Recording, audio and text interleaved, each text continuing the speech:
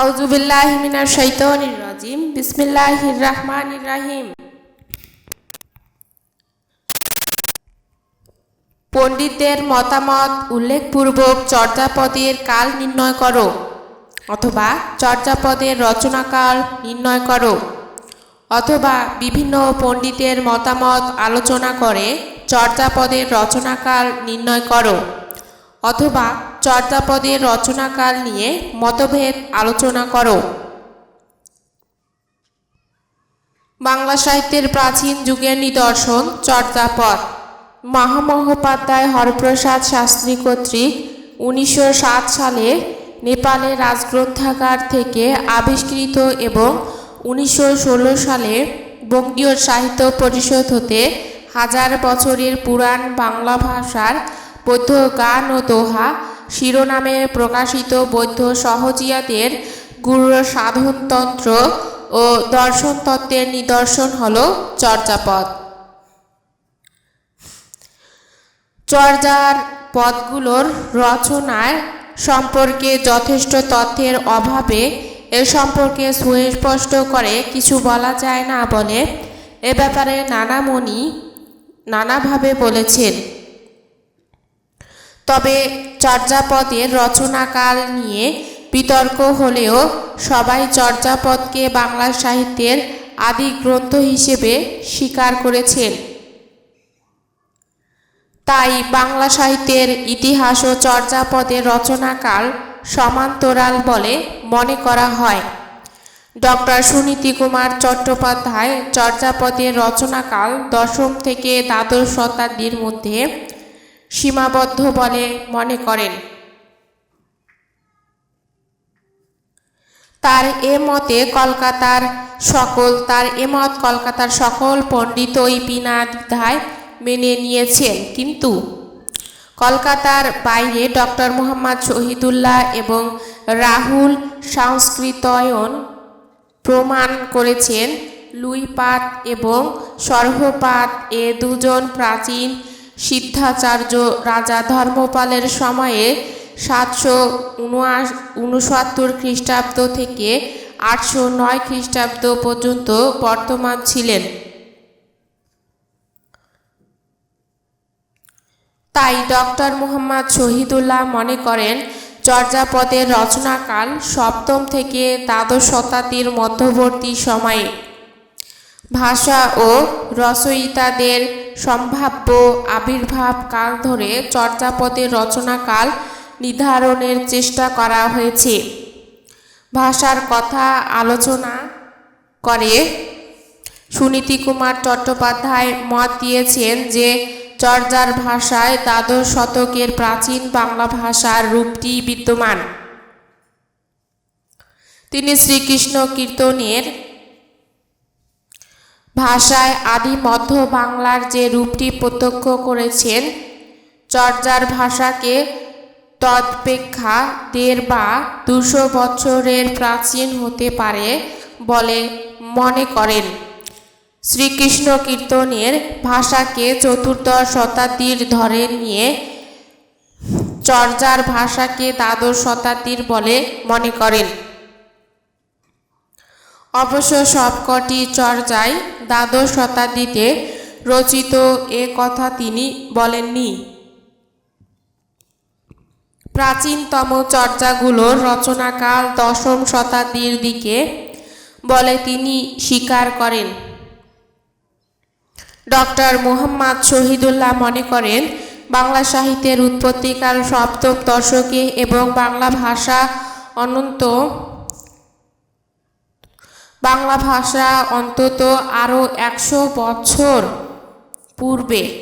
তিনি মৎস্যেন্দ্রনাথকে প্রথম বাঙালি কবি বলে মনে করেন এবং প্রমাণ করেন যে মৎস্যেন্দ্রনাথ সপ্তম শতকে জীবিত ছিলেন, কিন্তু মৎস্যেন্দ্রনাথের কোনো পদ চর্যাতে নেই।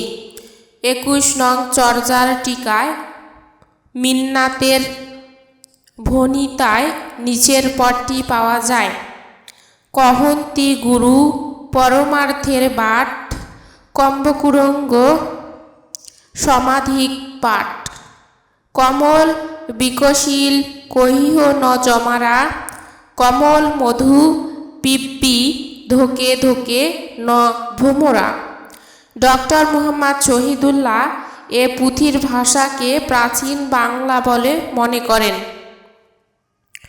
মৎস্যেন্দ্রনাথের সময় নিয়ে পণ্ডিতদের মধ্যে মতভেদ রয়েছে। ডক্টর সুনীতি কুমারের মতে মিন্নাতের শিষ্য গোরক্ষনাথ দ্বাদশ শতাব্দীর লোক, তাই মিন্নাতকেও দ্বাদশ শতকের লোক বলে তিনি মনে করেন। তার মতে 1200 খ্রিস্টাব্দে রচিত মারাঠি গ্রন্থ জ্ঞানেশ্বরীর লেখক জ্ঞানদেবের গুরু পরম্পরা অবলম্বনে মৎস্যেন্দ্রনাথের শিষ্য গোরক্ষনাথ তথা কাহ্নপাদের সময় দ্বাদশ শতাব্দী, গোরক্ষনাথ তথা কাহ্নপাদের আনুমানিক আবির্ভাবকাল ধরে ডক্টর সুনীতি কুমার চট্টোপাধ্যায় চর্যার কাল 1950 থেকে 1200 খ্রিস্টাব্দ বলে মনে করেছেন। অধ্যাপক নলিনীনাথ দাশগুপ্ত মৎস্যেন্দ্রনাথকে দশম শতাব্দীর শেষার্ধের লোক মনে করেন, কিন্তু ডক্টর মুহাম্মদ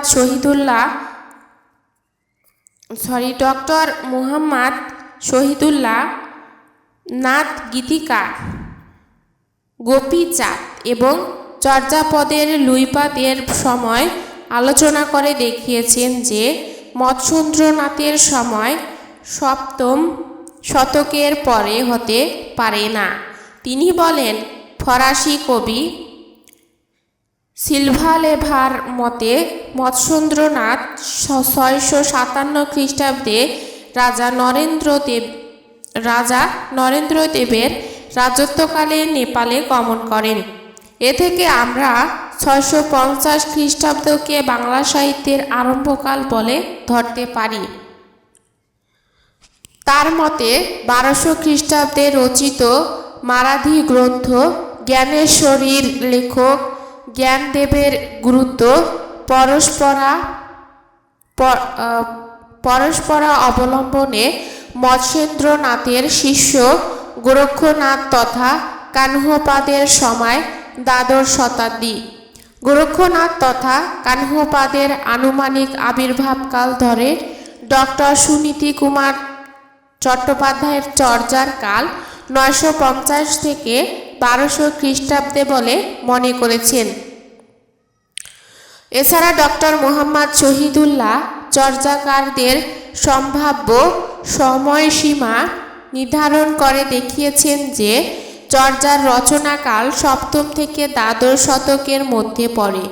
চর্যার মোট কবিতার সংখ্যা 23 জন, মতান্তরে 24 জন এবং ডক্টর মুহাম্মদ শহীদুল্লাহ চর্যার রচয়িতাদের যে আনুমানিক সময় স্থির করেছেন তা হচ্ছে সবরপা 680 থেকে 760, লুইপা 730 থেকে 810, ডোমপিপা 790 থেকে 890,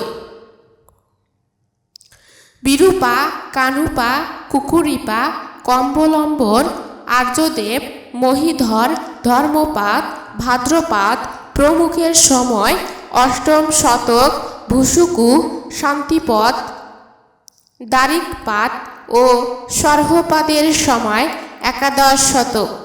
এভাবে চর্যাকারদের সময়সীমা নির্ধারণ করে ডক্টর মুহাম্মদ শহীদুল্লাহ দেখিয়েছেন যে চর্যার পদগুলো দ্বাদশ শতকের আগেকার রচনা এবং কোনো এক সময় রচিত হয়নি। এগুলো দীর্ঘ 4 থেকে 500 বছর ব্যাপী রচিত হয়েছে। পরিশেষে বলা যায় যে প্রত্যক্ষ তথ্য প্রমাণের অভাবে চর্যাপদের কবিগণের আবির্ভাব কাল সঠিকভাবে নির্ধারণ করা যায়নি, তাই চর্যাপদের নির্দিষ্ট রচনাকাল বলা সম্ভব নয়। তবে চর্যাপদের যে কজন আলোচনকারী ছিলেন। তাদের কেউ ডক্টর সুনীতি কুমার চট্টোপাধ্যায়ের, আবার কেউ ডক্টর মোহাম্মদ শহীদুল্লাহর এ দুটি প্রধান মতের অনুসারী ছিলেন। অর্থাৎ এ ব্যাপারে সবাই একমত যে চর্যাপদের রচনাকাল 10ম থেকে 1200 খ্রিস্টাব্দ পর্যন্ত।